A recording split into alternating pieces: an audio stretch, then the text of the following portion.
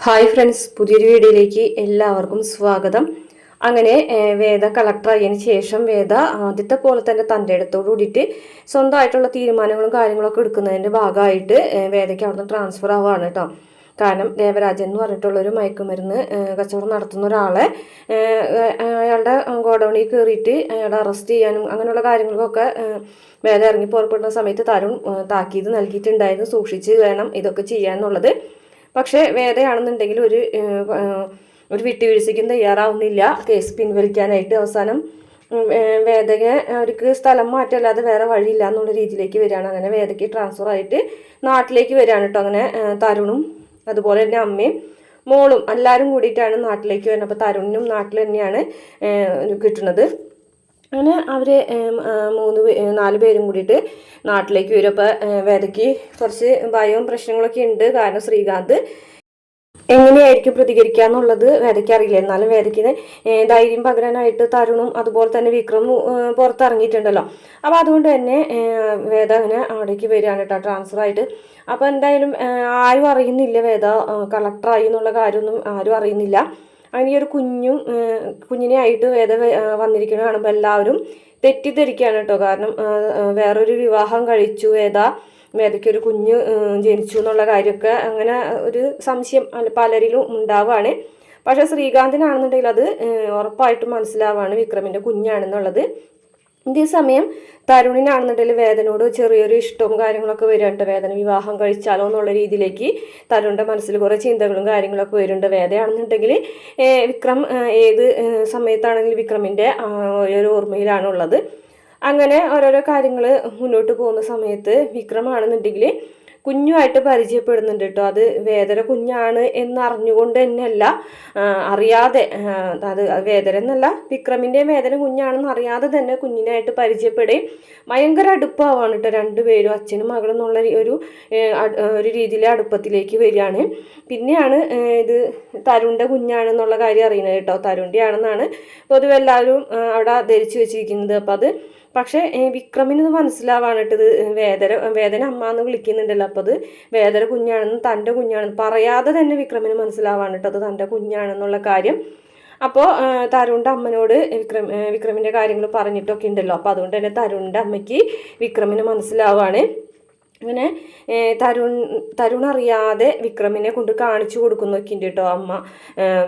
കുഞ്ഞിനാണെന്നുണ്ടെങ്കിൽ എപ്പോഴും വിക്രമിനെ കാണണം എന്നുള്ളൊരു വാശിയും കാര്യങ്ങളൊക്കെ ആകുമ്പോൾ ഇടയ്ക്കിടയ്ക്ക് തരുണിൻ്റെ അമ്മ ആരും അറിയാതെ വിക്രമിനെ കൊണ്ടുപോയിട്ട് കുഞ്ഞിനെ കാണിച്ചു കൊടുക്കുന്നുണ്ട്.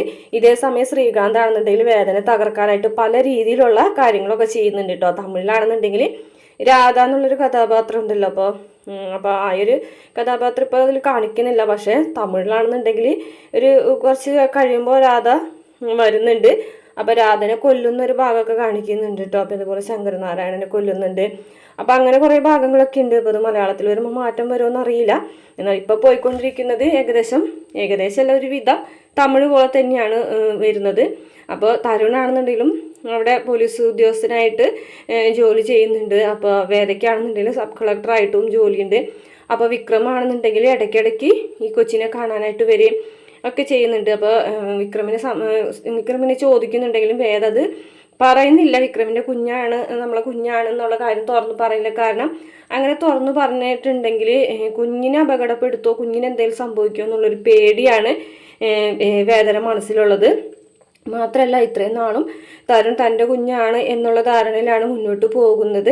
പക്ഷേ ഇപ്പോൾ പെട്ടെന്ന് തന്നെ എടുത്ത് ചാടി ഒരു തീരുമാനം എടുത്ത് വിക്രമിനോട് ഇത് നമ്മുടെ കുഞ്ഞാണെന്ന് പറഞ്ഞിട്ടുണ്ടെങ്കിൽ തരുണിന് അത് ഏത് രീതിയിൽ ബാധിക്കും എന്നുള്ളൊരു പേടിയും കൂടിയിട്ട് വേദയ്ക്കുണ്ട്. കാരണം ഇത്രയധികം സഹായം ചെയ്ത ഒരാളല്ലേ, ഇത്രയും ഒരു നല്ല നിലയിൽ എത്താൻ സഹായിച്ച ഒരാൾ. അപ്പോൾ പിന്നെ പെട്ടെന്ന് തന്നെ അയാളൊരു വേദനയിലേക്ക് കടത്തിവിടാനായിട്ടും വേദയ്ക്ക് പറ്റുന്നില്ല. അതുകൊണ്ട് തന്നെ വേദ ശരിക്കും പെട്ട പോലെയാണ്. വിക്രമിനോട് തുറന്നു പറയാനും അതുപോലെ തരുണിൻ്റെ കുഞ്ഞല്ല ഇതെന്ന് തരുണിനോട് പറയാനും പറ്റാത്തൊരവസ്ഥയിൽ വേദ നേറിപ്പോകുന്നുണ്ട് കേട്ടോ. ഇതേസമയം ദർശനും ശ്രീകാന്തും ചേർന്നിട്ട് നമ്മുടെ വിക്രമിനെ അപകടപ്പെടുത്താനൊക്കെയുള്ള ശ്രമങ്ങൾ നടത്തുന്നുണ്ട് കേട്ടോ. പക്ഷേ വിക്രമാണെന്നുണ്ടെങ്കിൽ റോട്ടിലിട്ട് തന്നെ ശ്രീകാന്തിനെ അടിച്ചൊതുക്കുന്നുണ്ട്. പിന്നെ വിക്രമിനെ അപകടപ്പെടുത്തുന്നുണ്ട് കേട്ടോ. കൈയൊക്കെ ഒടിക്കുന്നുണ്ട് വിക്രമിൻ്റെ. അപ്പോൾ അങ്ങനെയൊക്കെയാണ് ഇപ്പം ഈ ഒരു തമിഴിലെ ഭാഗങ്ങൾ വെച്ചിട്ട് നോക്കുമ്പോൾ ഇങ്ങനെ നടക്കാൻ പോകുന്നത്. പക്ഷെ ഇനി തമിഴിൽ വെച്ച് നോക്കുകയാണെന്നുണ്ടെങ്കിൽ വേദനയും കൂടിയിട്ട് അപകടപ്പെടുത്തുന്ന ഒരു ഭാഗം കൂടെ കാണിക്കുന്നുണ്ട് കേട്ടോ. ആ ഒരു സമയത്താണ് വേദ വിക്രമിനോട് ഇത് നമ്മുടെ കുഞ്ഞാണെന്ന് പറയുന്നത്.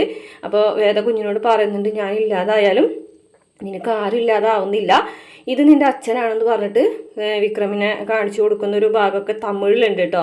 അപ്പോൾ മലയാളത്തിലാണെന്നുണ്ടെങ്കിൽ ഇനിയിപ്പോൾ കുറേ നാളൊക്കെ കഴിഞ്ഞിട്ടായിരിക്കും ആ ഒരു ഭാഗങ്ങളൊക്കെ വരാൻ പോകുന്നത്. മലയാളത്തിൽ ഇപ്പോൾ ഇനി നടക്കാൻ പോകുന്നത് ശ്രീകാന്തും വിക്രമും തമ്മിലുള്ള ഫൈറ്റും അതുപോലെ വേദയും ശ്രീകാന്തും തമ്മിലുള്ള ഫൈറ്റും ഒക്കെയാണ് കേട്ടോ. പിന്നെ സ്വത്തുക്കളൊക്കെ ഒരു കൊച്ചുണ്ടെന്ന് പറയുമ്പോൾ തന്നെ സ്വത്തുക്കളൊക്കെ ഇനി വേദയ്ക്ക് വിട്ടുകൊടുക്കണ്ടേ എന്നുള്ളൊരു ഇതിലേക്ക് വരികയാണ് കേട്ടോ. ഭയങ്കര പേടിയാവാണ് ശ്രീകാന്തിന്, തൻ്റെ സ്വത്തുക്കളൊക്കെ നഷ്ടപ്പെടും എന്നുള്ള ഒരു ഇതിലേക്ക് വരികയാണ്.